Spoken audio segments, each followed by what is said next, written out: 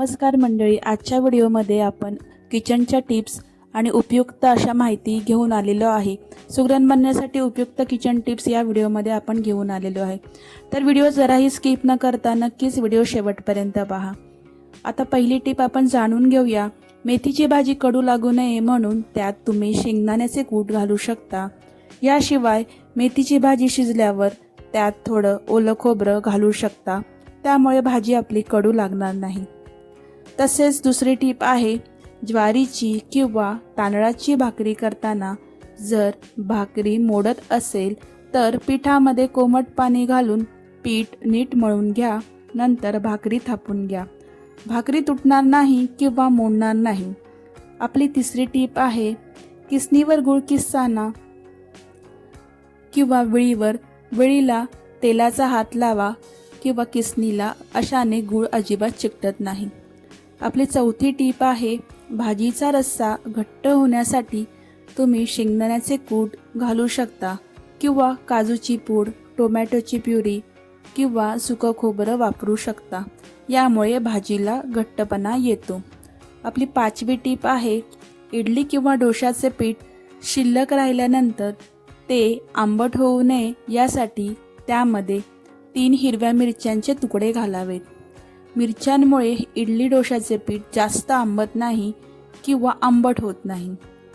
आपली 6वी टीप आहे, पराठे करताना सारणामध्ये थोडी कसुरी मेथी नक्कीच टाका. यामुळे पराठ्याचा एक वेगळाच स्वाद येईल. 7वी टीप आहे, भेंडीची भाजी चिकट होते त्यासाठी किंवा त्यात चिकट तारा दिसतात. भेंडीचा असा चिकटपणा घालवण्यासाठी त्यात थोडं लिंबू पिळा. भाजीची चव व भाजी मोकळी होईल. आपली 8वी टीप आहे, कुकरमध्ये आपण जेव्हा डाळ शिजवतो, म्हणजेच डाळ शिजत घातल्यानंतर शिट्टी झाली की काही वेळा प्रेशरने आतील हळदीचे पाणी फसफसून बाहेर पडते.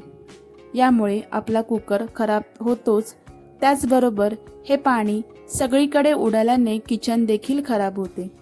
असे होऊ नये म्हणून कुकरचे झाकण लावण्याआधी कुकरच्या काळ्या रबरी रिंगवर थोडंसं तेल लावावे. 9वी टीप आहे, घरात खूप लाल मुंग्या असतील तर त्या जागीच हळद टाकल्यास मुंग्या नाहीशा होतात. आपली 10वी टीप आहे, कोथिंबीर जर सुकून गेली असेल तर कोथिंबीरीची देठ थोडा वेळ पाण्यात बुडवून ठेवल्यास कोथिंबीर एकदम ताजीतवानी होईल.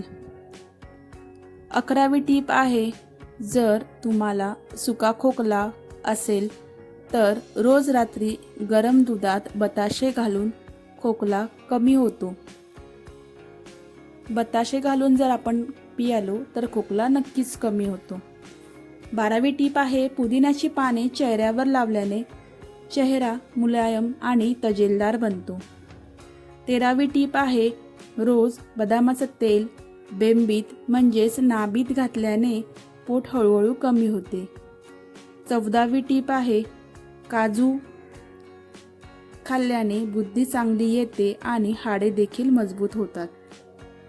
15वी टीप आहे, दुधात बडीशेप घालून प्यायले तर कंबरदुखी देखील कमी होते. 16वी टीप आहे, जे रोज दही खातात त्यांना युरिन इन्फेक्शन होत नाही. 17वी टीप आहे, कापून ठेवलेला कांदा दुसऱ्या दिवशी खाऊ नये, यामुळे पोटाचे आजार होतात. 18वी टीप आहे, मुळ्याचा रस रोज घेतल्याने पित्ताशयाचे खडे तयार होत नाही. 19वी टीप आहे, रोज आल्याचा तुकडा चावून खाल्ल्याने लवकर आजारपण होत नाही. 20वी टीप आहे, जर ओठ काळे पडले असतील तर रोज मलई ओठावर लावा, यामुळे ओठ लाल व मऊ होतील. 21वी टीप आहे, दररोज गूळ खाल्ल्याने डायबेटिक्स होत नाही.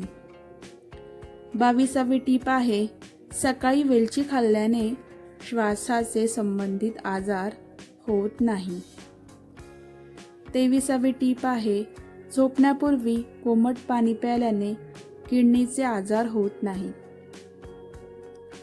24वी टीप आहे, अंजीर खाल्ल्याने सुस्ती आणि मानसिक आजार डिप्रेशन कमी होते. 25वी टीप आहे, जास्त थंड पाणी प्यायल्यामुळे चेहऱ्यावर लगेच सुरकुत्या पडतात. 26वी टीप आहे, कोथिंबीरचा रस्सा डोक्याला लावल्यास टक्कल पडलेल्या व्यक्तींचे केस येतात. 27वी टीप आहे, गरम पाण्यात गरम चपाती दही सोबत कधीही खाऊ नये. 28 टीप आहे, रोज कांदा खाल्ल्याने रक्तप्रवाह सुरळीत होऊन शरीरात रक्त वाढतं. 29वी टीप आहे, फळ झाल्यावर फळं खाल्ल्यावर त्यावर पाणी पिऊ नये, यामुळे ॲसिडिटीचा त्रास होतो. 30वी टीप आहे, भात खाल्ल्याने लगेच पाणी पिऊ नये, यामुळे पोटाला त्रास होऊन अपचन होते. या अशा नवनवीन टिप्ससहित तुम्हाला मी रोज नवीन व्हिडिओ घेऊन येईल. पण या टिप्स जर तुम्हाला आवडल्या असेल तर नक्कीच लाईक